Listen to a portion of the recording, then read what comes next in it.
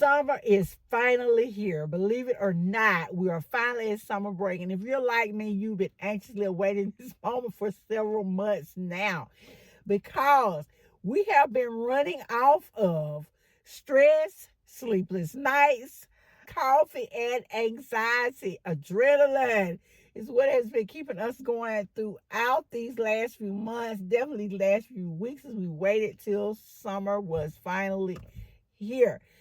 But unfortunately, some of us, myself included, have carried that teacher burnout and stress into the first part of summer. So I want to share with you some things that we all can do as educators to help ourselves reset and get recharged before the new school year. I know that's a bad word, but I'm going to share with you some things that we can do to help us become more calm, relaxed, and get back into who we were outside of the school year, outside of the school term.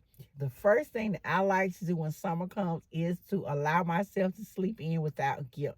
Yes, sleep in without guilt. During the school year, I have to get up at 4 a.m. or a little earlier in order to get done the things I need to get done before I go to work. I have a lot of people laughing at work at me. They laugh at me because I say, hey, I do more, like the commercial for the Army said, I do more before 5 a.m. than most of you do all day. Well, I may not do more than most of you do all day, but I promise you I have a morning pack full of cleaning, taking care of pets, and farm animals. So believe you me, before I get to work, I've worked. I like to give myself permission and sometimes slow down just a little bit and go back to sleep. Because I have a commute during the regular school year, I don't get the opportunity to slow down and go back to bed. But in the summer, I get the chance to. I get up, I feed my pets, I go back to bed, and I get me a couple of more hours of sleep. Then I get back up. I can go ahead and do my breakfast and do all those other things. But there's just something so relaxing about being able to get back under those covers and snuggle right back up. So I want you to know you can sleep in without guilt. Go ahead, sleep a little late. You deserve it. And the other thing I was going to say is make sure that you're getting out of that teacher mode. That means don't spend your whole summer doing lesson plans and planning for the new school year.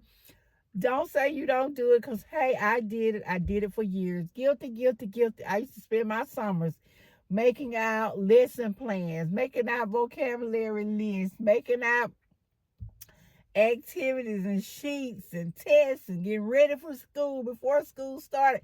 Yes, it gave me an edge up the first few weeks of school, but I promise you, by the time October rolled around, it didn't matter how much planning I did or whatever, I was still feeling that anxiety about the school year, and there were things I still needed to do. So, yes, it did help me get ahead. I'm not telling you not to do some, but please, please don't spend your whole summer in teacher mode. Don't spend your whole summer planning and thinking about the upcoming school year. And I know some of our bosses would love for us to do that, but let's not. Let's get that rest.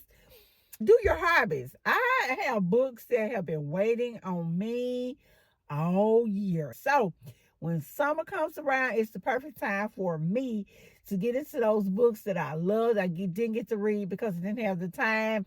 We're trying to, as I said, take care of the pets, take care of the kids, take care of all of the things that I needed to do before I went to work. So I didn't get to read my books, and trust me, it was tearing me up.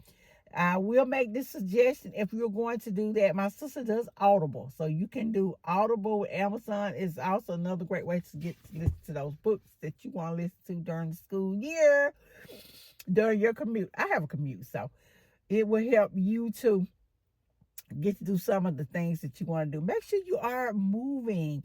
Get that exercise. Unfortunately, a lot of us do not get to exercise when school year is going on because of time constraints.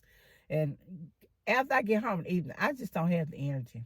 I don't. I left it all on the field. I tell us all the time not to leave it all on the field. Well, a lot of times I leave it all on the field. We don't want to leave it all on the field. We want to be able to get that exercise, especially during the summer while you have time. And then I want to also tell you to make sure you're taking care of your mental health, that you're protecting your mental space, because I unfortunately have family members and friends who think because it's summer now it's a great time for them to try to get me to do all of the things that they want me to do They want me to run all these errands and they want to ask me to do all this extra stuff.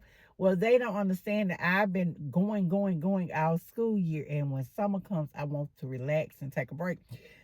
It's hard to say no sometimes, but we have to say no. We have to protect our mental space. We have to do the things that make us happy, like gardening. That's something that makes me happy.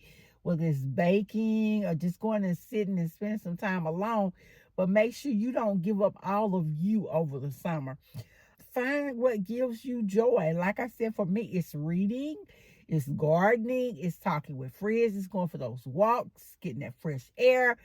I love all of these things. I love watching movies, whether it's at home or going to the movie theater. But I really enjoy these things. Let's reconnect with who we were outside of our classrooms this summer.